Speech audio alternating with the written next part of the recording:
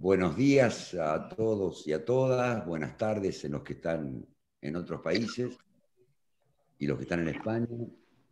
Este, este espacio de Proyecto Suma, que es un jueves por mes, lo hemos dado en llamar La Tertulia. Primero era un espacio interno para los integrantes de la institución y a partir del mes pasado con la conferencia de José María Álvarez, inauguramos una nueva organización de la tertulia que es abierta a todos los amigos de Suma y a todas las personas interesadas en escuchar las diferentes conferencias. Esta vez tenemos el honor, diría yo, de poder contar con Rafael Huertas, que en un segundo voy a decir cuáles son sus créditos y sus méritos, pero antes quería hacer una pequeña reflexión que tiene que ver con lo que Rafael va a hablar ahora, una ultrasintética reflexión. La psiquiatría está pasando por una situación particular. Sabemos que algunos autores hablan de la crisis de la psiquiatría. A mi entender, esta crisis podríamos sintetizarla, resumirla, muy así, ultra también sintéticamente, en tres aspectos. Por un lado, la crisis de los sistemas clasificatorios. El DSM-5 nació con forceps. Por el otro lado, la investigación en psicofarmacología, la industria farmacéutica, no ha logrado sintetizar en los últimos años alguna molécula o moléculas como lo fueron en una época los IRS o los antipsicóticos atípicos. O sea, no hay moléculas, entre comillas, revolucionarias como las que acabo de nombrar. Y en tercer lugar, en el marco de la crisis, yo diría que todo lo que fue certeza y todo lo que fue evidencia, o muchas de las certezas y evidencias de hace unos años, hoy están interrogadas, digo, como certezas y como evidencia, digamos. Si la llamada década del cerebro fue la expresión de un tiempo paradigmático, este tiempo hoy está desvitalizado. Por ende, una de las preguntas que nos hicimos y quisimos tener la reflexión de Rafael en esto era si estábamos sin paradigma, estábamos frente a un nuevo paradigma, en qué momento está la psiquiatría. Rafael tiene una característica peculiar, notable, un talento, que es como investigador de la historia de la psiquiatría, verdaderamente nos ilumina la clínica cotidiana. Tiene el talento de articular la historia de la psiquiatría con la clínica que ejercemos en los diferentes ámbitos hoy en día. Y quiero leer algo porque me parece que es la mejor descripción, insuperable descripción que hace Fernando Colina en uno de los libros que hace el prólogo en uno de los libros de Rafael, que dice, Rafael no da cuenta de una historia positivista, descriptiva, acumulativa, complaciente con el pasado y acrítica con el presente, sino otra historia, analítica, hermenéutica, crítica, que interpela el pasado y permite identificar y diferenciar una psiquiatría positivista, cuantitativa, simplificada, organicista, en buena medida ateórica y ahistórica, con otra psiquiatría que considera fundamental el marco teórico psicopatológico, que entiende a las enfermedades mentales como construcciones discursivas, revisables y sujetas a cambios sociales y culturales. Me parece como una definición impecable de Rafael. A mi entender, este es el gran aporte de Rafael para todos nosotros, es el gran aporte de un investigador para todos nosotros, insisto, que estamos en la trinchera atendiendo a personas con perturbaciones severas.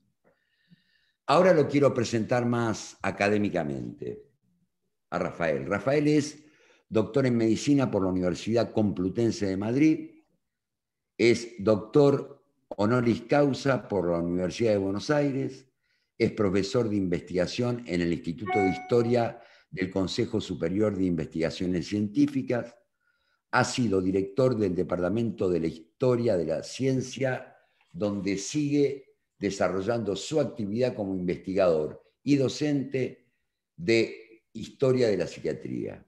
Ha escrito varios libros: La locura, Historia cultural de la psiquiatría, Otra historia para otra psiquiatría, Cartas del manicomio y innumerable cantidad de artículos en diferentes revistas internacionales de grandísimo prestigio. Solamente me queda un agradecimiento, además de repetir el agradecimiento a Rafael por estar acá. Esto, Rafael, es una charla tuya, es una conferencia postergada, iba a ser en marzo, pero por razones conocidas es ahora y de esta manera. Pero quiero agradecer puntualmente al doctor Daniel Matusevich, que es quien generosamente nos permitió tener acceso a Rafael y compartir estas experiencias con él. Gracias, Daniel. No sé si está entre el público, pero nuevamente agradecido. Rafael, toda la palabra es tuya. Bueno, pues muchas gracias por la presentación, muchas gracias al Proyecto Suma, a Gustavo Lipovetsky y también efectivamente a Dani Matusevic, que fue el que nos puso en contacto. Como Gustavo acaba de decir, yo tenía que haber estado en marzo en Argentina. No pudo ser, de tal manera que es un placer para mí estar ahora aquí con este sistema de Zoom para hablar un poco de lo que en un primer momento iba a hablar en marzo, ¿no? Lo que pasa es que el contexto ha cambiado un poco, ahora estamos en plena pandemia y entonces pues a todo lo que hagamos finalmente le ponemos la coletilla en tiempos de pandemia, porque realmente estamos en unos tiempos y en una situación muy complicada. De todas formas, yo lo que voy a hablar hoy, siguiendo un poco la propuesta que se me hizo desde el proyecto Suma, es hacer un tipo de reflexión, una suerte de reflexión sobre esa crisis paradigmática de la psiquiatría, y solo al final, que es una situación que ya se daba antes de la pandemia, y solo al final, bueno, haré una reflexión sobre la pandemia y sobre lo que la pandemia puede introducirnos de nuevo en nuestro pensamiento, ¿no? Entonces voy a ver si lo sé hacer bien, voy a compartir pantalla, le doy aquí y quiero preguntar si se ve bien. Se ve bien. Se ve bien, ¿no? Bueno, pues entonces, la crisis paradigmática de la psiquiatría en el marco de la pandemia, como ven, en letras un poquito más pequeñas, porque, bueno, vamos a hablar fundamentalmente de los paradigmas psiquiátricos, un poco al hilo de lo que ya adelantaba Gustavo Lipovetsky hace un momento. Bueno, yo, ya se ha dicho, soy historiador de la psiquiatría, y cuando un historiador de la psiquiatría o alguien interesado por la historia de la psiquiatría habla o piensa en clave de paradigmas de la psiquiatría, lo primero que se le viene a la cabeza es el libro de Georges Lanteri-Lorat, el ensayo sobre los paradigmas de la psiquiatría moderna de Lanteri-Lorat, que es bueno, ya murió, un psiquiatra y un historiador de la psiquiatría realmente muy importante y muy estimulante, que publicó, ahí he puesto 1998, 1998 es la fecha de la edición original en francés, después ha habido traducciones diversas, y Lanteri-Lorat habla de tres grandes paradigmas que sitúa además cronológicamente. El paradigma de la alienación mental sería el que surge en el primer alienismo, ¿no? Con Pinel, con Chiarucci, con Daquin, incluso con Esquirol. Posteriormente, en los años centrales del siglo XIX, de la mano de Falret y de otros, va a surgir el paradigma de las enfermedades mentales en plural. Y finalmente, en el siglo XX, Lanteri-Lorat sitúa lo que él llama el paradigma de las estructuras psicopatológicas, ¿no?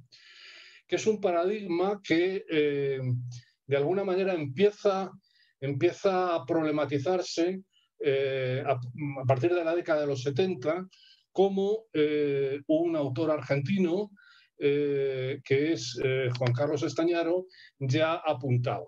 Este texto que pongo de Juan Carlos lo he encontrado en un artículo suyo de 2006, pero me consta que él venía diciéndolo desde hace tiempo. Bueno, lo que dice Juan Carlos es: el paradigma dominante que nos contenía hasta los años 70, el de las grandes estructuras psicopatológicas, surgido de la influencia de la teoría de la Gestalt, la lingüística estructural y la neurología globalista, y expresado en las corrientes fenomenológicas, especialmente en la obra de Minkowski y Binswanger, en el psicoanálisis y en el organodinamismo de Henriet, ha sufrido una desagregación tal que bien podemos catalogar la situación actual como de crisis paradigmática, en el sentido en que emplea este término Tomás Kuhn. Bueno, esta crisis paradigmática se está refiriendo, en este caso, a la crisis de ese paradigma de las grandes estructuras psicopatológicas de las que hablaba Lanteri. Lo que pasa es que desde los años 70 a la actualidad las cosas han cambiado mucho. El grupo el capítulo de Historia y Epistemología de APSA ha trabajado algunos de estas cuestiones. Este libro de Epistemología y Psiquiatría, Relaciones Peligrosas, me pareció interesante, pero sobre todo el reciente libro de Santiago Levín, La psiquiatría en la encrucijada, me parece una reflexión muy interesante sobre precisamente este tipo de cuestiones.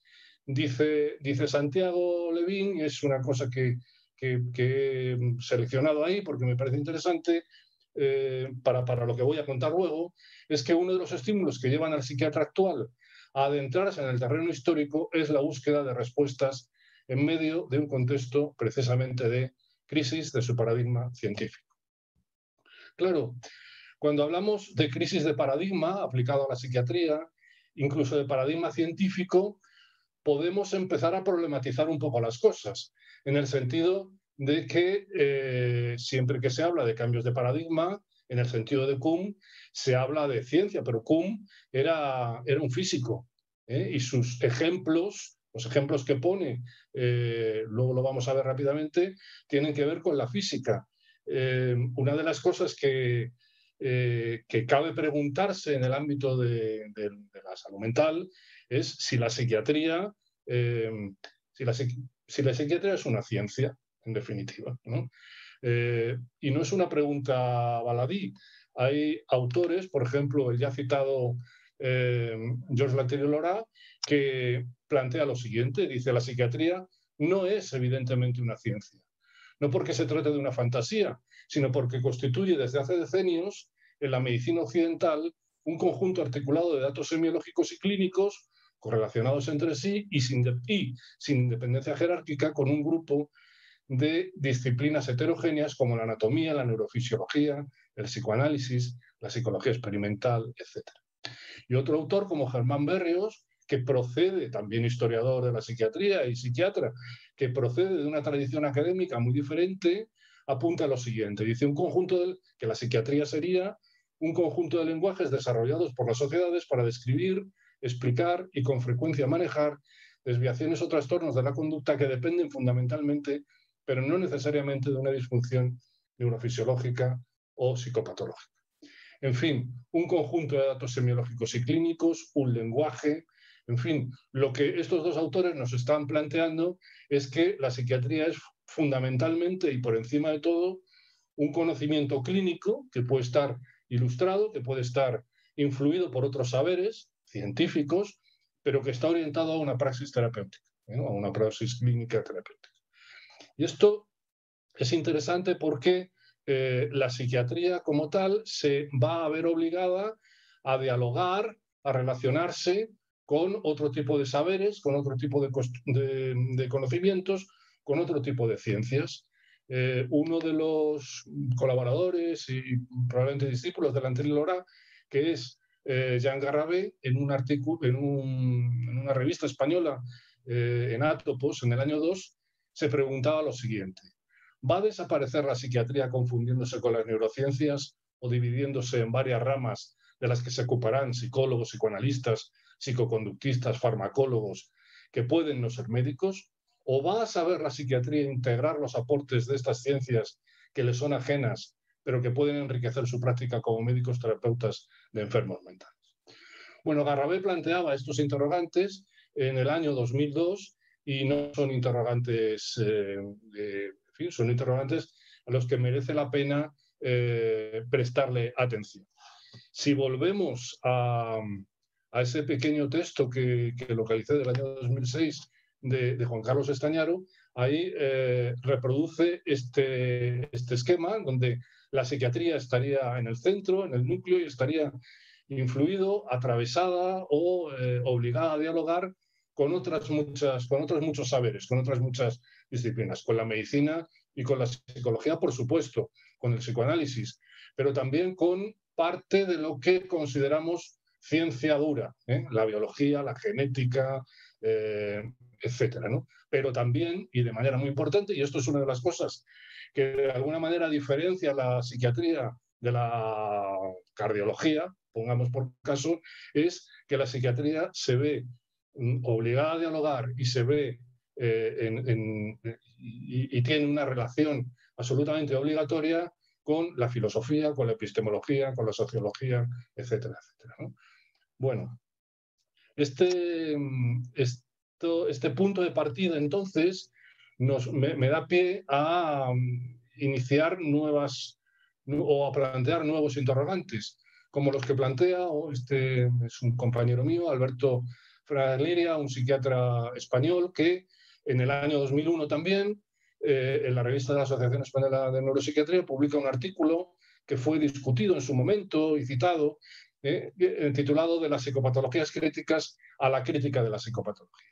Y ahí Alberto planteaba, preguntaba qué otorga validad a un determinado paradigma, hacia dónde se dirigirán en el futuro los modelos conceptuales de lo mental, ¿resultará posible constituir una ciencia de lo mental al modo de la astrofísica, al hilo de lo que yo comentaba antes, o si seguirán siendo necesarios los paradigmas? Bueno, llegado a este punto, entonces, cuando cualquier reflexión sobre los paradigmas, sobre las revoluciones científicas y eso, nos obliga a, esto es muy conocido, pero me parece que es obligado a recordarlo mínimamente, ¿no? En 1962, Thomas Kuhn publica su Estructura de las revoluciones científicas, donde define un paradigma como un conjunto de valores, conocimientos y métodos aceptados por la comunidad científica durante un periodo de tiempo. Kuhn denomina ese periodo de tiempo un periodo de ciencia normal, donde funciona un determinado paradigma, es decir, una determinada manera de explicar las cosas. En definitiva, un cuerpo de doctrina sobre el que se asienta el conocimiento, la investigación y sobre el que y al hilo de ese paradigma se establecen qué cuestiones son las más relevantes y merecedoras del esfuerzo de los científicos y qué otras pueden considerarse más triviales. Es decir, de alguna manera, en una época de ciencia normal, con un paradigma científico vigente, los científicos aceptan, interiorizan los principios de ese paradigma y aceptan que las cosas, poco más o menos, no pueden pensarse de otra manera. Llega un momento en el que ese paradigma percibe anomalías. Surgen nuevas preguntas que dentro del marco teórico del paradigma imperante no se es capaz de responder. Surge entonces un periodo de conflicto, de crisis, de debate, a los que Kuhn denomina revolución científica. Se produce una crisis de paradigma y en el marco de esa revolución científica es sustituido por un nuevo paradigma que ya sí es capaz de responder a esas nuevas preguntas, de superar esas anomalías, iniciándose otro periodo de ciencia normal. Bueno, esto sería más o menos el planteamiento de Kuhn, que es el que la anterior aplica a su división de paradigmas, etc.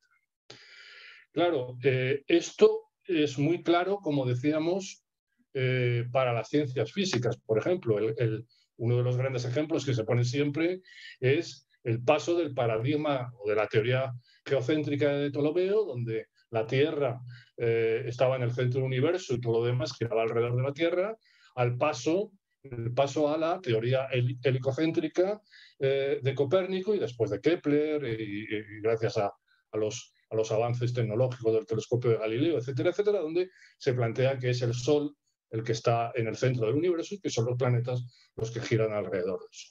Bueno, esos cambios de paradigma, esa manera de pensar una cosa, la manera de pensar una cosa de una determinada forma es sustituida por otra manera de pensar. Esto se puede aplicar también a la medicina. Por ejemplo, el paradigma hipocártico-galénico, etcétera, es sustituido posteriormente por otros modelos, la iatroquímica, la iatromecánica, etcétera. Aquí el ejemplo que he puesto es, he puesto ahí el Sepulcretum de Bonetti, que es un libro de anatomía donde hay hallazgos anatómicos más o menos aislados, y la gran obra de Morgagni, que va a relacionar la lesión anatómica con el síntoma, dando lugar a lo que luego se va a llamar la mentalidad anatomoclínica, con autores como Bichat, como Laennec, etcétera, etcétera, ¿no? A esto, a este cambio en la consideración de la anatomía patológica y a la creación de la mentalidad anatomoclínica, es a lo que Pedro Leinentralgo llama precisamente el giro copernicano en este ámbito de la anatomía. Claro, en astrofísica hay giros copernicanos. En algunos aspectos de la medicina, como en la anatomía que acabo de explicar, hay giros copernicanos. Pero en psiquiatría hay giros copernicanos. Realmente estamos en una situación en la que un paradigma psiquiátrico permite pensar las cosas de una manera y no se puede pensar de otra manera. Bueno, yo creo que en psiquiatría las cosas sí pueden pensarse de varias maneras. Y a lo largo de la historia esto es una constante. Hay una convivencia de paradigmas, ¿no? Los somáticos frente a los psíquicos, ¿no? Es decir, el cuerpo frente al alma, el cerebro frente a la mente, la materia frente al pensamiento, el neurotransmisor frente al significante, etc., ¿no? Es decir, en psiquiatría podemos ver que a lo largo de la historia hay una convivencia de paradigmas, y lo que ha ocurrido ha sido, y se puede identificar claramente en cada momento histórico, una pugna por el triunfo del relato. Es decir, una pugna por el triunfo de un relato que se convierta en una narrativa dominante y que vaya definiendo un paradigma hegemónico. Si revisamos la historia del DSM, por ejemplo, los primeros DSM tenían una orientación más dinámica, los últimos DSM tenían una orientación más somática, digamos, más biomédica, por decirlo así, y el último DSM, como decía Gustavo antes, pues no se sabe muy bien, ¿no? Pero en cualquier caso, en el ámbito de la psiquiatría me parece que es importante tener en cuenta esta convivencia de paradigmas. En este momento, el paradigma hegemónico, pero que yo creo que presenta muchas anomalías, como diría Kuhn, ¿no? Muchas preguntas, existen muchas preguntas que ese paradigma hegemónico, que es el biomédico, no es capaz de responder, con lo cual podríamos decir, o podríamos hablar de crisis paradigmática también, pero en cualquier caso, ese paradigma hegemónico hoy por hoy parece ser el biomédico. Bueno, ¿y por qué? Bueno, en buena medida las neurociencias han ido al rescate. Han ido al rescate de esa psiquiatría que se encontraba un poco, como decía Garrabé, un poco en tierra de nadie, de quién vamos a depender, de qué manera. Bueno, las neurociencias han ido al rescate claramente, ¿no? Este es Eric Kandel. Eric Kandel fue el premio Nobel de Medicina en el año 2000 o 2001.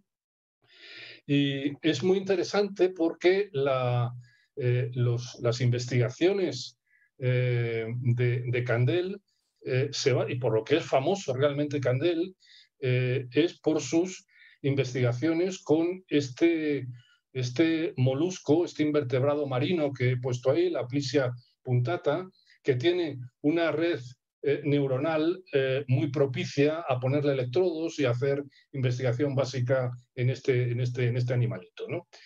A partir de ahí, y trabajando con este material, Eric Kandel ha trabajado y ha presentado resultados, pues parece que muy importantes, interesantes, sobre la memoria a largo plazo, el aprendizaje, la plasticidad neuronal, los neurotransmisores, etcétera, etcétera. Pero en este molusco, ¿no? Lo que me parece interesante es que de esas investigaciones en el ámbito de las ciencias básicas, puras y duras, Kandel pegó un salto y empezó a reflexionar sobre el ser humano y sobre la psiquiatría, el psicoanálisis y, como dice su libro, la nueva biología de la mente. Kandel publica a finales de los años 90 dos artículos bastante influyentes en el American Journal of Psychiatry, donde plantea un nuevo marco teórico, un nuevo marco de referencia para la psiquiatría e incluso para el psicoanálisis, ¿no? Él habla de que es necesario mejorar la comprensión de los componentes biológicos del comportamiento, que es necesario un mayor conocimiento de la estructura y funcionamiento del cerebro y que estos deben estar en los programas de formación y capacitación, etcétera, etcétera, ¿no? Es decir, lo que está planteando, incluso Kandel en algún momento dice que en un acto psicoterapéutico donde el terapeuta escucha al paciente, en fin, en la clínica de la escucha, aparte de otra serie de resultados, pueden producirse alteraciones, cambios neuronales en el sujeto, en el paciente. Claro, la pregunta que surge aquí es cómo se objetiva la subjetividad, ¿no? Es decir, porque Kandel lo que plantea es que el psicoanálisis, la psicología, la psiquiatría, para que tengan un estatuto realmente científico, tienen que poder objetivarse y sus resultados deben ser resultados objetivos, etcétera, etcétera. Es decir, ¿cómo se objetiva la subjetividad? Bueno, pues me parece una buena pregunta, ¿no? Estos artículos de Kandel que he citado se publican a finales de los años 90.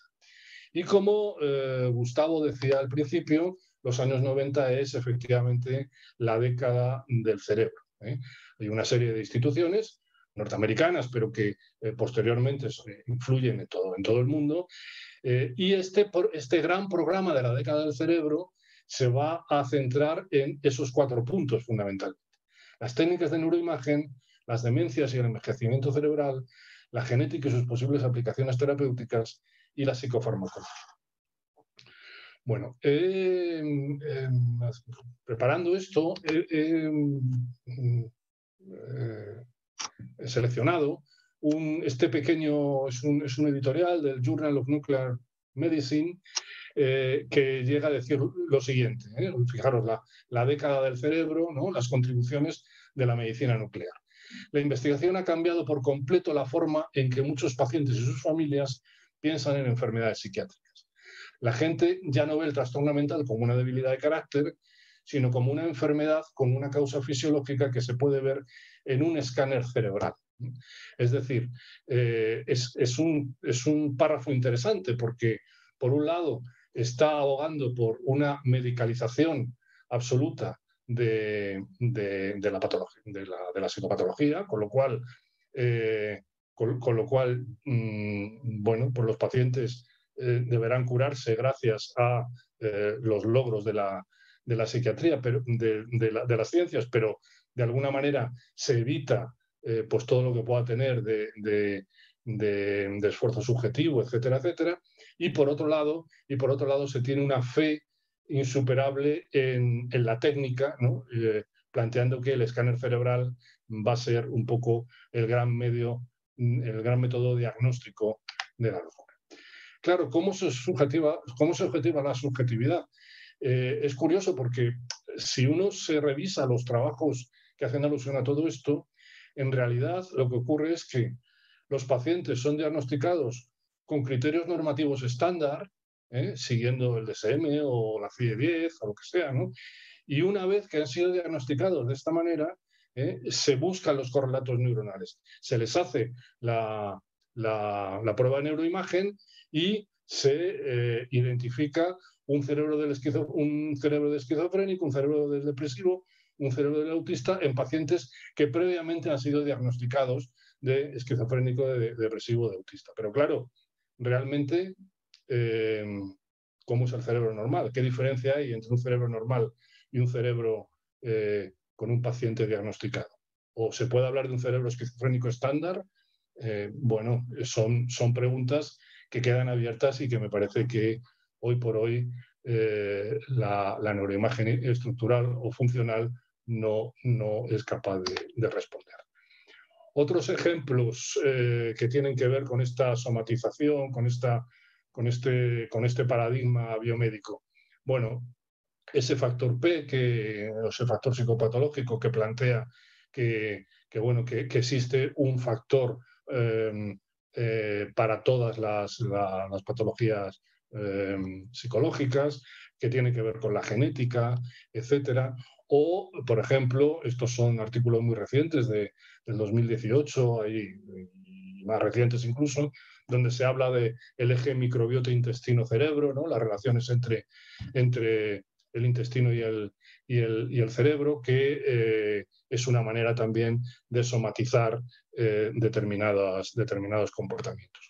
Bueno, son trabajos que están en marcha y que de alguna manera apoyan ese paradigma o pretenden apoyar ese modelo biomédico, ese paradigma biologicista.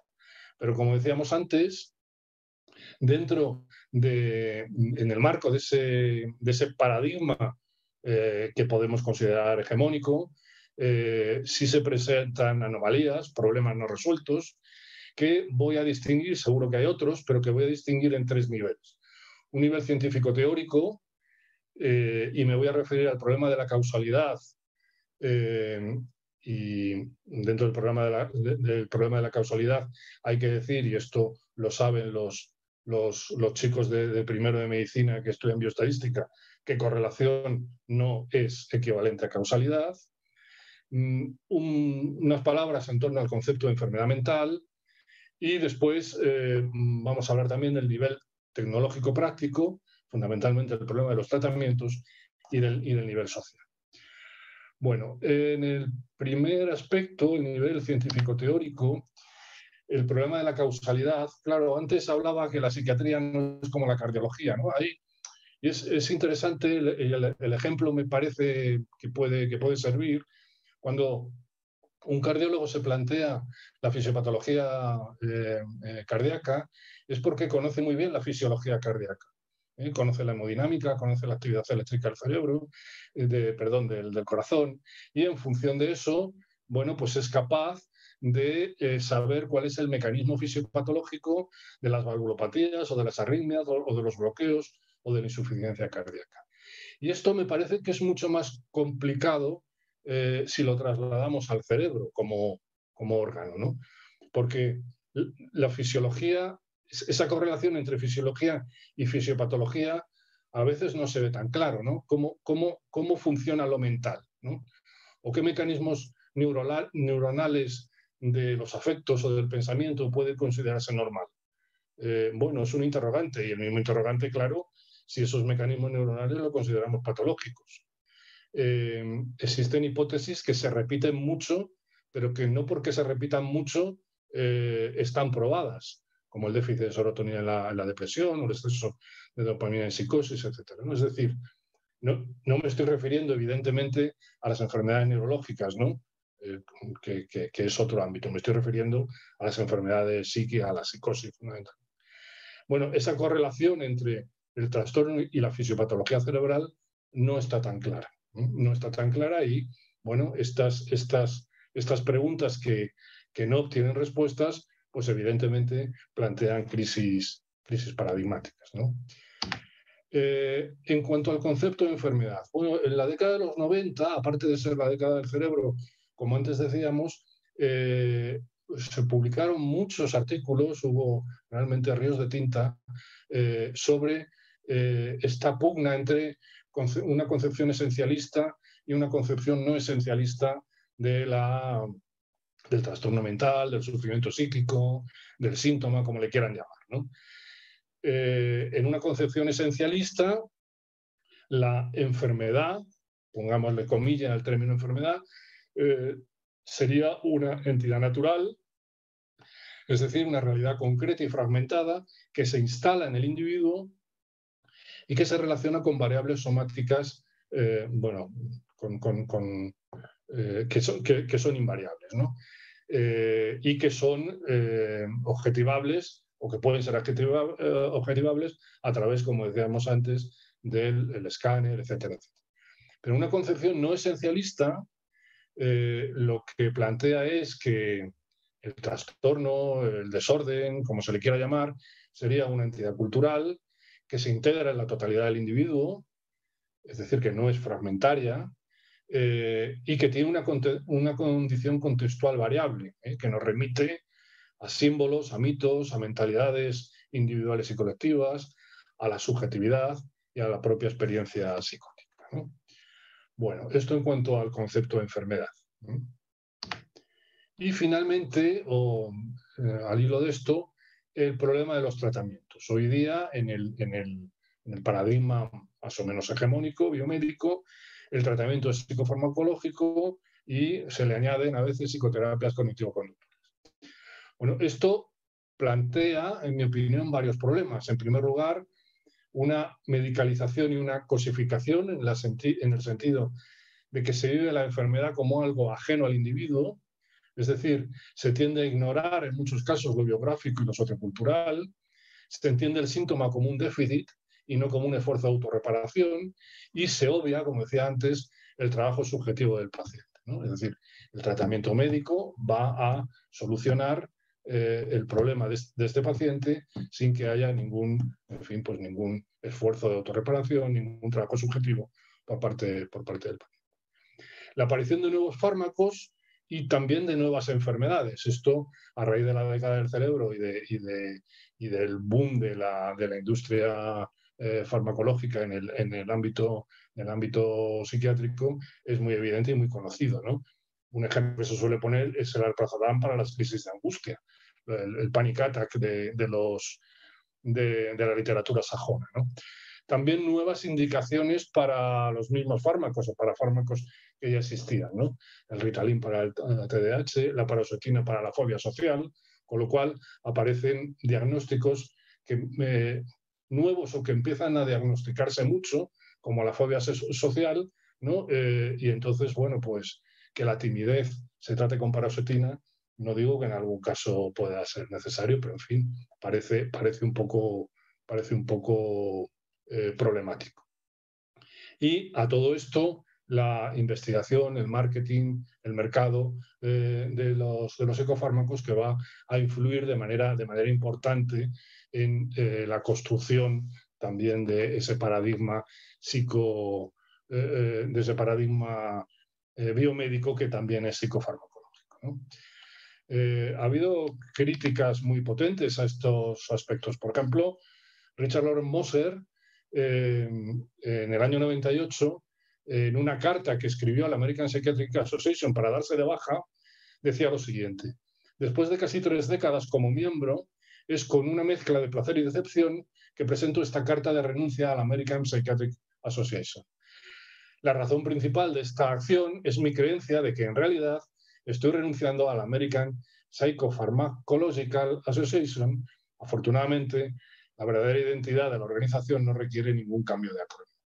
Bueno, la ironía de Moser es evidente, pero sí sería bueno destacar que Moser es un gran experto en esquizofrenia. Moser no es un antipsiquiatra radical ni nada de esto, ¿no? Moser es el artífice de una de las experiencias alternativas de atención psiquiátrica muy interesante, me parece a mí, que es la experiencia de Soteria, que a primeros de los 80 desarrolló, ¿no? Moser había estado con Ronald Line en Kissenhall, pero también tiene una influencia importante de Harry Sullivan y sus relaciones interpersonales, de la teoría del doble vínculo y también de sociólogos influyentes como Goffman, el Goffman de internados o de estigma, ¿no? Pero Moser fue director del Instituto Nacional de Salud Mental, concretamente del Centro de Estudios sobre Esquizofrenia en los años 70, fundador y director de la Esquizofrenia Bulletin, es decir, es un psiquiatra de primer, en fin, yo creo que prestigioso, de primer orden, que funda, que trabaja en la administración, como vemos, que funda una revista sobre esquizofrenia y que pone en marcha esta experiencia de Soteria, donde una de las características fundamentales es el tener en cuenta a acompañantes no profesionales, acompañantes a personas que acompañen a los pacientes en las crisis, por ejemplo, pero que en muchas ocasiones expacientes, ¿no? De tal manera que tienen una experiencia o un conocimiento por la experiencia que no es el mismo conocimiento que tienen los profesionales. Bueno, el problema de los tratamientos es, naturalmente, ha sido muy trabajado, hay trabajos y hay aportaciones más radicales y menos radicales. Aquí he puesto dos ejemplos, el de psicofármacos que matan, de Gotze, o el conocido de este periodista de Whitaker sobre anatomía de una epidemia, etcétera. Bueno, son libros y son aportaciones muy de denuncia, a veces muy radicales, etcétera. Pero a mí, en relación al problema de los tratamientos, me gusta mucho esta autora, que es Joanna Moncrieff. Joanna Moncrieff lo que plantea, o sea, no demoniza los tratamientos ni los psicofármacos. Naturalmente, los psicofármacos tienen su utilidad, pero sí reclama un uso juicioso de los psicofármacos en relación a la indicación de la dosis, al tiempo que debe ser limitado, a tener cuidado con los efectos secundarios y a tener una especial habilidad, y los psiquiatras deben estar formados en eso también, una habilidad para la deprescripción, es decir, para pacientes que están durante muchos años con un cóctel de psicofármacos mantenido en el tiempo, ser suficientemente hábiles como para ir deprescribiendo poco a poco, ¿no? Es un libro El mito de la cura química, bastante interesante, ¿no? Donde uno de las cocinas fundamentales es precisamente, pues en fin, el viejo adagio hipocrático de primum non nocere, lo primero no perjudicar. Bueno, entonces yo creo que este trabajo en la búsqueda que he hecho me parecía importante. Es un trabajo publicado en la Clinical Psychology Review de Brett Deacon y que habla del modelo biomédico del desorden mental. He hecho ahí un cuadro que me parece que puede servir, ¿no? Eso es un cuadro resumen.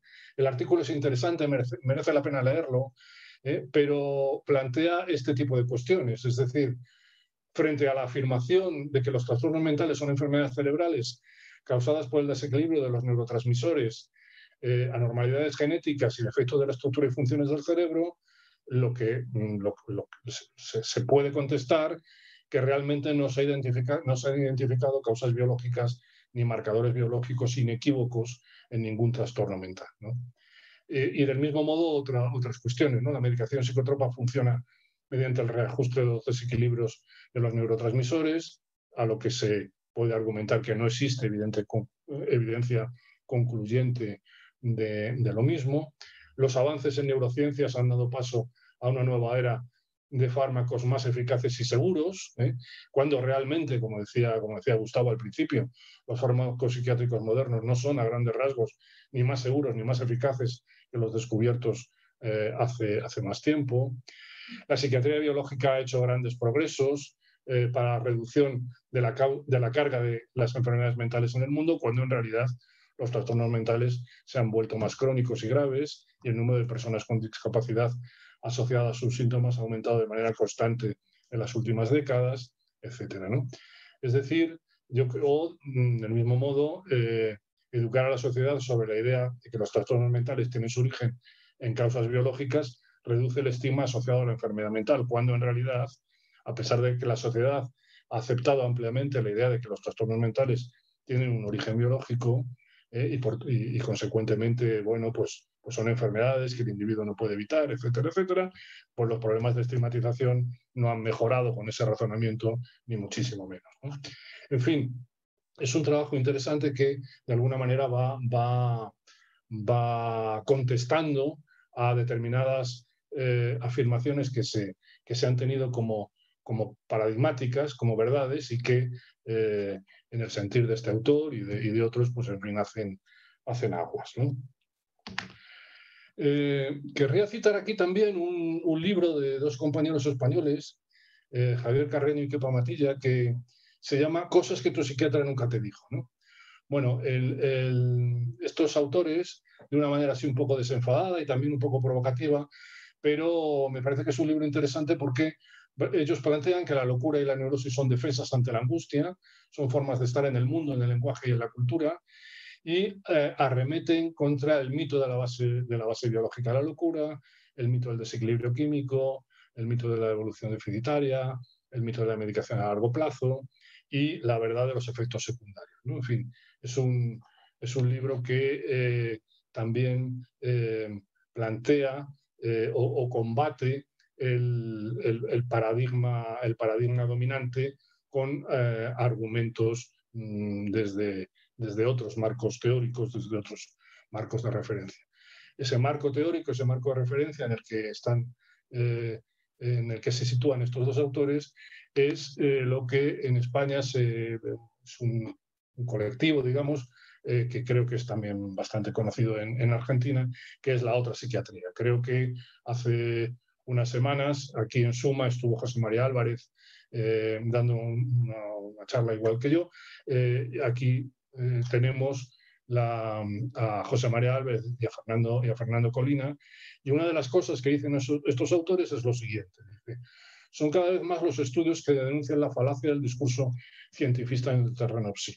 Todos sus principales apoyos son cuestionados y se cimbrean más de lo previsto. Unos denuncian el artificio de las clasificaciones internacionales, otros la turbiedad de las investigaciones neurobiológicas, y la mayoría ponen en entredicho la prometida eficacia de los tratamientos psicofarmacológicos y cognitivos. El discurso es muy similar a lo que Gustavo decía al principio.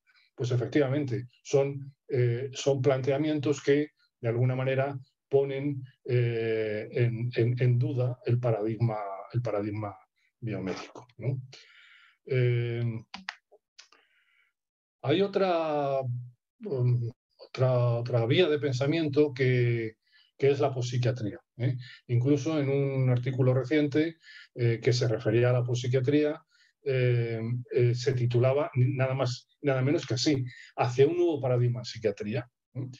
Y los autores explicaban lo siguiente. Dice: defendemos la tesis de que la actual situación puede ser una crisis que desemboque en un nuevo paradigma. Esperamos que más centrado en aspectos psicológicos y sobre todo sociales. Este nuevo paradigma debería ser, y es lo fundamental, más útil para nuestros pacientes y menos perjudicial tanto para ellos como para la sociedad.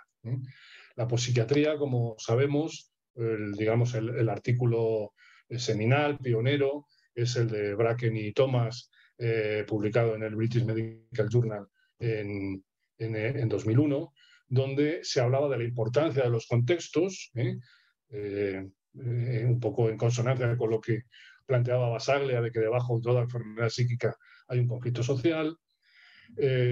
insistía en que la orientación ética, en una orientación ética más que en una orientación tecnológica, teniendo en cuenta el sufrimiento, las relaciones, los vínculos, los valores, los estados de ánimo, y parecía como algo obligado el, dentro de este marco, replantear las políticas coercitivas, ¿no? Es decir, un discurso de antiautoritarismo, de trato horizontal, y de tener en cuenta los saberes expertos, pero también los saberes profanos, entendiendo como saberes profanos los saberes que no proceden de la academia, del psiquiatra, del psicólogo, etcétera, sino de la experiencia en primera persona, etcétera, ¿no?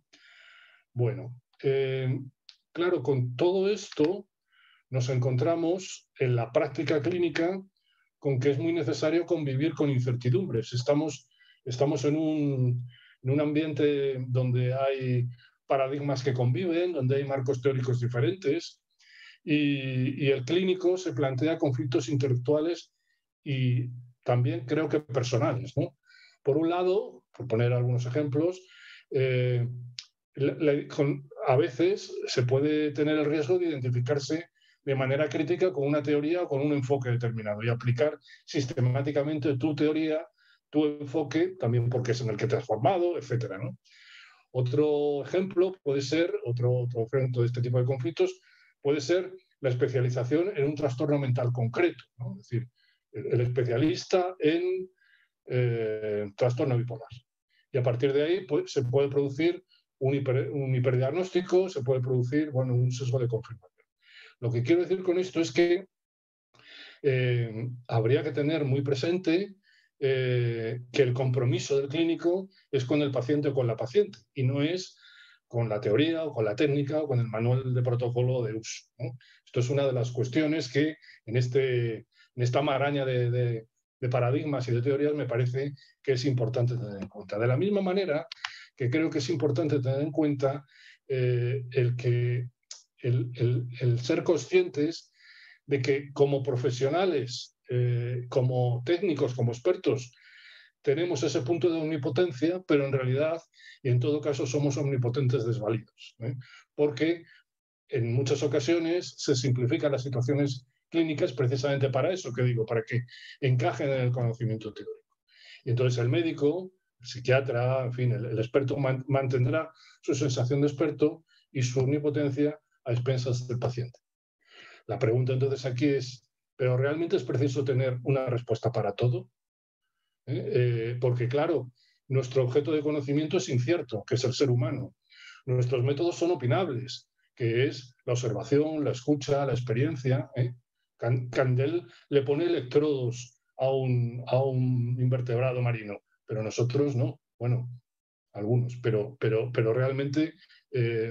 y finalmente, los sistemas de medida están sujetos a sesgos, ¿no? Una mente humana que evalúa, que juzga y que interviene sobre otra mente humana, ¿no? Con lo cual, el vivir con la incertidumbre, creo que en cualquier especialidad médica es importante, pero en el ámbito psiquiátrico me parece que es importante también, ¿no?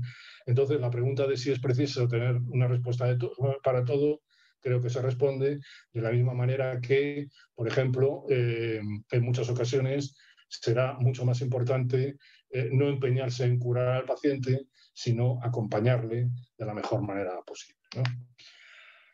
Bueno, cambiando un poco al nivel más social, si se quiere, en ese último punto que anotaba, Ronald Line, en una obra biográfica de su época de formación, etcétera, dice una cosa que me parece interesante, que es que la psiquiatría es la única rama de la medicina que trata a las personas en contra de su voluntad. Es la única rama de la medicina que encarcela a sus pacientes si lo cree necesario. Claro, la disciplina de la psiquiatría, desde Foucault, desde Goffman, desde antes, es una disciplina de poder. Es una disciplina de poder y esto es algo que me parece que tenemos que saber, tenemos que integrar y tenemos a la medida de lo posible que superar, ¿no? Cuando yo hace muchos años roté por neumología, un viejo tisiólogo, que en aquel momento era el jefe del servicio, nos dijo al grupo de estudiantes que íbamos, dijo, váyanse ustedes, lean La montaña mágica y cuando hayan terminado vengan y nos pondremos a ver pacientes y a estudiar neumología, ¿no? Bueno, de manera parecida, me parece que una buena cosa podría ser a los residentes de psiquiatría, cuando lleguen, decirles, léanse ustedes internados, y cuando se lo hayan leído, vienen y ya estudiamos psicopatología, estudiamos visitamos pacientes, etcétera, etcétera. Es decir, me parece que la vertiente sociológica, filosófica, etcétera, es muy importante. La psiquiatría es una disciplina de poder, como decía antes, y en este sentido forma parte también del paradigma en el que nos ubiquemos, los tratamientos más o menos coercitivos, ¿no? En España ha habido una gran campaña sobre cero contenciones, o sea que se ha titulado Cero Contenciones, que ha dado lugar al Manifiesto de Cartagena, firmado por una serie de asociaciones de profesionales de la salud y de grupos de apoyo mutuo también y demás, para conseguir unos servicios de salud mental respetuosos con los derechos humanos y libres de coerción, ¿no? Yo creo que estos aspectos también forman parte de los paradigmas dominantes. Una reflexión muy rápida sobre la violencia del diagnóstico. La etiqueta diagnóstico, o sea, el diagnóstico es una etiqueta y las etiquetas sirven para que marque el precio del producto y que marque la calidad del producto. Claro, y no hay seres humanos que cuesten más, que tengan un precio mayor o menor, y no hay seres humanos que tengan una calidad mayor o menor, ¿no? Pero el diagnóstico en muchas ocasiones, y esto hay que tener cuidado con ello, creo, sustituye al viejo encierro y favorece de alguna manera la cosificación, el estigma y la medicalización. No quiero decir que no haya que diagnosticar, evidentemente, ¿no? Los diagnósticos nos sirven para entendernos entre profesionales, para explicarle al juez que siempre te va a pedir un diagnóstico, tal, pero me parece que hay que tener cuidado con esto, ¿no?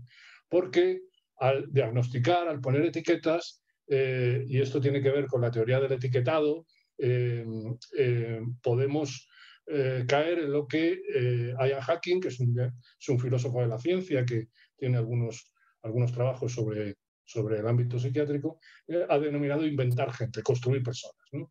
Es decir, con el etiquetado estamos definiendo a personas y esas personas van a establecer una relación con su propia etiqueta diagnóstica, ¿no? Con lo cual, bueno, me parece interesante. Este libro de Hacking está directamente inspirado en Estigma, otra vez, de Goffman. A mí Goffman me parece un autor fundamental en todo este tipo de reflexiones. Y volviendo a la violencia del diagnóstico, Fernando Colina asegura esto, dice: el diagnóstico no beneficia a nadie. La condición de no diagnosticado es un derecho democrático, dice él, que empieza a convertirse en el simple privilegio de haber pasado desapercibido, es decir, indetectable ante la leva de enfermos mentales puesta en marcha por las fuerzas terapéuticas de la sociedad. Es decir, insiste en el estigma que supone el diagnóstico, etcétera, etcétera.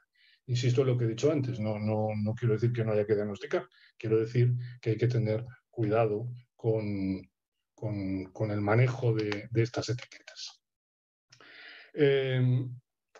Dani Matusevic publicó hace poco en una revista española de Historia de la Medicina y la Ciencia, en Asclepio, una reseña conjunta del libro de Santiago Levín, al que he aludido antes, y de un libro nuestro, de un compañero mío, de Alberto Ortiz y mío, sobre críticas y alternativas a la psiquiatría. Y ahí Matusevic da cuenta, se percata de una cosa en común de estos dos libros, que son libros críticos, pero que son libros que están hechos desde el interior de la especialidad. Dice: una crítica al reduccionismo biológico en psiquiatría no implica un rechazo a la psiquiatría general, Muy por el contrario, la intención es colaborar, aunque sea muy modestamente, en la construcción de una alternativa superadora desde dentro mismo de la especialidad. Y hablando del otro libro, del nuestro, dice una aportación a la crítica actual de la conceptualización y la práctica psiquiátrica realizada desde dentro por profesionales con una trayectoria asistencial, investigadora, etc. Es decir, me parece interesante porque muchas veces estos discursos críticos hacia el modelo biomédico, hacia la psiquiatría y tal, muchas veces se tildan de radicales, se tildan de antisistema a veces, se tildan de antipsiquiátricos, cuando en realidad lo que lo que se pretende es colaborar precisamente en pensar la psiquiatría, lo mental, de otra manera, ¿no? Estos son otros ejemplos de literatura de mi país. Alberto Ortiz con este libro, Hacia una psiquiatría crítica, o Manuel Desviat con este otro libro, Cohabitar la diferencia. En este último libro plantea precisamente esto, lo mismo que estoy contando, ¿no? Es decir, no se trata de ignorar las teorías y herramientas hasta ahora logradas por la psiquiatría, la psicología, etcétera, ¿no? Sino que la cuestión que se propone es resignificarlas en el marco de una salud mental que parta del sujeto, de la subjetividad proyectada en lo común, que permita cohabitar la diferencia y desde ella reformular las respuestas existenciales, clínicas y sociales, ¿no? Bueno, ese tipo de respuestas, existen ejemplos, por ejemplo, en la experiencia del diálogo abierto en Finlandia, que bueno, es difícil replicar en otros lugares, pero que a veces se intenta y que tiene que ver con un tratamiento adaptado a las necesidades, a base de autonarrativas, etc. El papel de los pacientes organizados, ¿no? de los apoyos, de los grupos de apoyo mutuo, etc. Y para terminar, sí querría hacer alusión a una corriente de pensamiento académica que nace en Canadá y que tiene una cierta influencia en otros lugares, que son los Math Studies, que son los estudios locos. Los Math Studies son definidos como un programa de producción de conocimiento y de activismo político que tiene por objeto el estudio crítico de las formas de estar, pensar, comportarse o relacionarse con el psiquismo. Valoran y tienen muy en cuenta la experiencia de los supervivientes de la psiquiatría y se esfuerzan por transformar las ideas, las prácticas, las leyes e incluso los lenguajes opresivos, tanto en el ámbito de la salud mental y de los saberes psi, como en contextos sociales y culturales más generales, ¿no? Bueno, los Math Studies se preguntan este tipo de cosas, le dan mucha importancia a la historia de los tratamientos, el confinamiento, al enfoque de género, etc. Y con esto ya termino de verdad. Recientemente, en el 2008, surge de la British Psychological Society este planteamiento, el marco de poder, amenaza y significado, que yo creo que es también un elemento interesante para incluirlo dentro de esta crisis paradigmática, ¿no? El poder, todos estamos inmersos en unas relaciones de poder. La amenaza, las personas estamos sometidas a distintos tipos de adversidades. El significado, esas amenazas están mediadas por el significado que las personas podamos atribuirles, pero individualmente, pero que se modulan por distintos discursos sociales, culturales, etc. Y las respuestas a esa amenaza, que están mediadas por el significado, es lo que habitualmente se ha entendido como síntomas en los distintos sistemas clasificatorios, ¿no? Bueno, dentro de este marco de poder, amenaza y significado, el comportamiento de las experiencias anormales se da en un continuo con las normales. Los seres humanos somos fundamentalmente seres sociales y se otorga un valor central al significado de la narrativa y de la experiencia subjetiva. Y aquí las narrativas, de esto que he repetido alguna vez, los expertos por la experiencia aportan una información muy, muy valiosa que tradicionalmente no ha sido tenida en cuenta. Bueno, el marco de poder, amenaza y significado me parece que es un elemento a tener en cuenta y que merece la pena leerlo, tenerlo en cuenta y ver de qué manera se puede integrar en nuestro quehacer. Bueno, y finalmente después de toda esta de todo este proceso, de toda esta discusión de paradigmas, en ese marco llega la pandemia. Y claro, a la pandemia se puede, desde el ámbito de la OPSI, se puede reaccionar de muchas maneras. Una manera es la que he puesto aquí. Recomendaciones generales de la Sociedad Española de Psiquiatría Biológica para adaptar la práctica de la terapia electroconvulsiva durante la pandemia de COVID-19.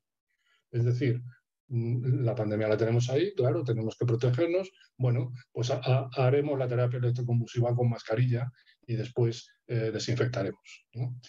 Sin embargo, la pandemia puede ser un buen revulsivo para pensar las cosas de otra manera, ¿no?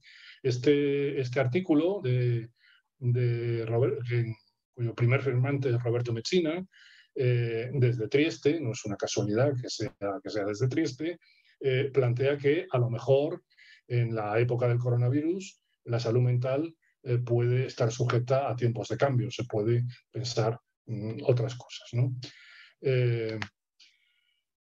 Una de las cosas que creo que se ve, y que me parece, supongo que en Argentina también, pero en España es muy evidente, es la necesidad que hemos tenido de priorizar la atención a la población especialmente vulnerable. En un editorial del Lancet de abril de este año, se habla precisamente de esto, ¿no? No se refiere a salud mental, se refiere en general, que es necesario redefinir la vulnerabilidad en la época del COVID o de la COVID-19. Si los grupos vulnerables no se identifican adecuadamente, las consecuencias de esta pandemia serán aún más devastadoras. Aunque se deben seguir las pautas de la OMS, no será apropiado un modelo único para todos. Cada país debe evaluar continuamente qué miembros de la sociedad son vulnerables para apoyar de manera justa a los que corren mayor riesgo. En este sentido, claro, parece absolutamente fundamental incorporar la perspectiva psicosocial, no solo en salud mental, sino en general, identificar situaciones de exclusión, aislamiento social, entornos inseguros, pobreza, etc. Y el diagnóstico no parece ser, de manera aislada, un buen predictor de vulnerabilidad y, naturalmente, es fundamental atender necesidades básicas y respetar los derechos humanos. La COVID-19 ha mostrado claramente, una vez más, que por muy universales que sean las catástrofes y la pandemia, se sufre, se enferma y se muere según la clase social. Y esto es algo que me parece que también debemos tener muy en cuenta. Entonces, ¿qué podemos aprender de la experiencia? Si son tiempos propicios para el cambio.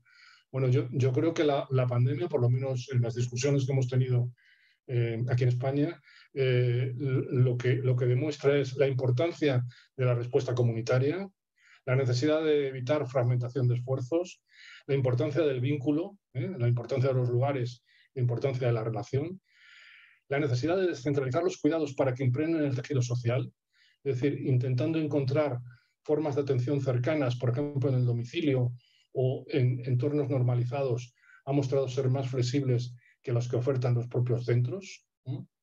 La necesidad de no patologizar o de no psiquiatrizar las quejas o las reacciones adaptativas, pero sí darles apoyo, y la participación de las personas con sufrimiento psíquico, que es algo que me parece que en el futuro será algo imprescindible. Bueno, entonces, y ya termino, la pregunta es si estamos ante un nuevo paradigma. Pues no lo sé, desde luego en crisis sí que estamos. La necesidad de hacer que la psiquiatría deje de ser una disciplina de poder para ser una práctica emancipatoria parece fundamental. La necesidad de desalienar, de descosificar, de desestigmatizar, la importancia del acompañamiento, del empoderamiento de los pacientes y sobre todo, y me parece que es algo que he intentado transmitir, espero haberlo hecho con cierta eficacia, la necesidad desde un punto de vista teórico y práctico de contar, de que nuestra psiquiatría sea una psiquiatría con sujeto. Nada más, muchas gracias. Bueno, gracias, Rafael. Vamos a empezar con las intervenciones. Van a haber 3 intervenciones en razón del tiempo. La primera es de Martín Agrest, que es el coordinador del área de investigación de Proyecto Suma. Dice: muchas gracias por la magnífica presentación. Una pregunta. ¿Cree que las asociaciones de usuarios de servicios de salud mental y las narrativas de experiencia vivida de recuperación podrán aportar a un nuevo paradigma de la psiquiatría más consciente y respetuoso de los derechos y de mayor igualdad entre profesionales y personas con padecimiento mental? ¿O es algo muy transitorio y que tenderá a desaparecer? ¿O serán solo un aporte a la crítica de los paradigmas, cualesquiera que estos sean en el futuro?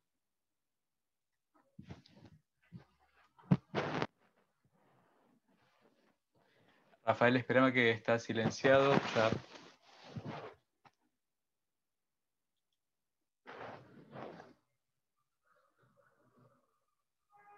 Ahí puedes activar tu micrófono. Ahí estamos. Sí.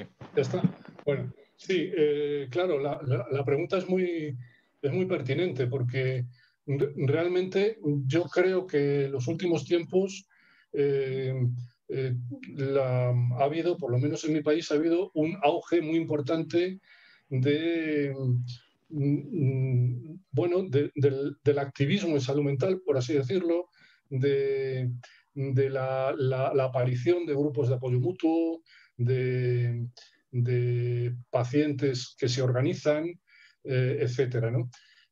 Si esto va a ser un elemento anecdótico que pronto se va a pasar o no, pues no lo sabemos. Yo, sinceramente, creo que no. O sea, creo que han llegado para quedarse. Estas dinámicas han llegado para quedarse. Otra cosa es la habilidad de unos y otros para poder integrar las distintas actividades, ¿no? En este momento nuestra experiencia es complicada. Es complicada porque hay muchos grupos de apoyo mutuo, hay muchas organizaciones de pacientes. Esta es una de las características, que hay muchas, es decir, hay mucha fragmentación, pero cuando, por ejemplo, en los últimos años, las reuniones que tenemos en la Asociación Española de Neuropsiquiatría, de Salud Mental, se suele invitar a representantes es decir, a personas con sufrimiento psíquico, a personas diagnosticadas. Y en general tienen una actitud muy crítica, enormemente crítica, lo cual es lógico por un lado, ¿no? Pero a veces la capacidad de entendimiento es complicada. Yo creo que si este diálogo prosigue, pues puede ser interesante y pueden aportar cosas. Yo creo que la experiencia, o sea, el conocimiento a través de la experiencia, o esto que se ha dado en llamar en primera persona, etcétera, me parece que es interesante, por lo menos para tenerlo en cuenta, ¿no? Yo creo que es una vertiente interesante, y por lo menos en España, bueno, hay, o sea, la Sociedad Española de Psiquiatría Biológica, por ejemplo, no acepta este diálogo, pero hay otros ámbitos que sí, ¿no? Por ejemplo, si entiendo bien lo que es el proyecto Suma, que podría ser equivalente, por ejemplo, a lo que aquí podría ser la Fundación Manantial o la Fundación Intras, son ámbitos donde sí se está favoreciendo este encuentro, al menos este diálogo. Martín Nemirovsky, tenés abierto el micrófono para intervenir. Gracias, Rafael. Realmente exquisita tu presentación, realmente impecable, para guardarla, ponerla en un cuadrito. Me preguntaba, dentro de uno de los temas que tal vez vos no incluías, era qué pasa con los factores económicos, ¿no? Vos decías que era una pugna por el relato, el discurso, ¿no? Y las neurociencias de alguna manera han conseguido hacer un relato sobre la década del cerebro con pocas evidencias, como vos has dicho, y nos pasamos repitiendo que hay una década del cerebro que parece haber conseguido un montón de logros y vamos viendo que no consiguió ninguno, pero por repetición va quedando que hubo una década del cerebro ganada. Y yo pensaba con la inflación de cantidad de diagnósticos, la inflación de fármacos, de indicaciones, de personas enfermas, ¿cuánto de todo esto tiene que ver con la cuestión de lo que se trata de vender, ¿no? Y de la economía, ¿sí? En toda esta distribución? Y la pugnanza del discurso tiene que ver por quién vende qué. Si vendemos más fármacos, si la academia consigue más recursos para poder financiar investigaciones, y de esa manera tenemos más pacientes, siempre pacientes que puedan pagar, porque vemos que en realidad los pacientes, la brecha entre los que se atienden y los que no se atienden sigue siendo la misma, y la calidad de salud mental realmente no mejora en todos estos años. La pregunta es, ¿cuánto de la economía termina siendo parte de la causante de todo esto maniobras en términos de los paradigmas? Sí, bueno, pues una gran parte, claro. Una gran parte de los intereses económicos, pero no solo de la industria farmacéutica, que es muy poderosa y que en muchas ocasiones, a partir de la década del cerebro, pero antes y después, eh, eh, presenta, como decía yo antes, presenta nuevos fármacos, pero también presenta y favorece la creación de nuevas enfermedades o de nuevos trastornos. Hay una especie de planteamiento de una socióloga que se llama Ota de Leonardis, que es el mito de la competencia especializada, ¿no? Entonces, bueno, creamos, lo primero, creamos el problema, o sea, no, primero tenemos la solución, pero no tenemos el problema. Entonces, bueno, como ya tenemos la solución, creemos el problema para poder aplicar la solución, ¿no? Y eso es una cosa que pasa. Pero no solamente en el ámbito de la industria farmacéutica, que es donde se puede ver quizá con más claridad. Por ejemplo, los programas de investigación, los programas incluso públicos de investigación, eh, eh, dan siempre mucho más dinero a la investigación básica que a otro tipo de investigación, ¿no? Bueno, ahora mismo todo el dinero se va a investigar a los laboratorios de virología por la COVID, ¿no? Pero por ejemplo, yo me quedé sorprendido cuando en mi propia institución, en el CSIC, en el Consejo Superior de Investigaciones Científicas, hay un laboratorio que está trabajando precisamente en esto que comentaba en mi intervención, en el eje microbioma, intestino, cerebro, y se ha llevado un montón de dinero, pero un montón de dinero, ¿no? Para investigar en esto, que probablemente llegue a algún tipo de conclusión interesante, ¿no? No digo que no, pero bueno, hay un desajuste muy grande con otro tipo de investigación más básica o más básica, quiero decir, más desde las ciencias sociales, etcétera, ¿no? Y luego el otro gran problema en relación a lo que decías de público-privado son por lo menos en la experiencia nuestra, son los recortes en el sistema de salud, en el sistema de salud público, ¿no? Con lo cual, bueno, pues tanto la atención primaria como los centros de salud mental, etcétera, tienen problemas de financiación importantes, ¿no? Que en desajuste con bueno, pues con un hospitalocentrismo que sigue vigente, aun cuando esté demostrado, digamos, que el ámbito comunitario es muy importante y da resultados importantes, pero está tradicionalmente menos financiado que el hospitalario. No sé si te contesto con esto. La economía es fundamental.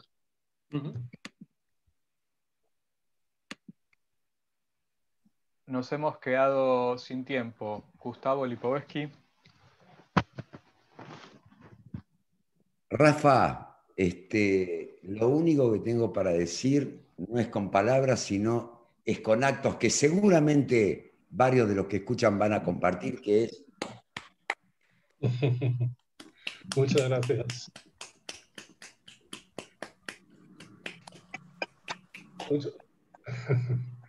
Muchas gracias. Ha sido un placer, de verdad.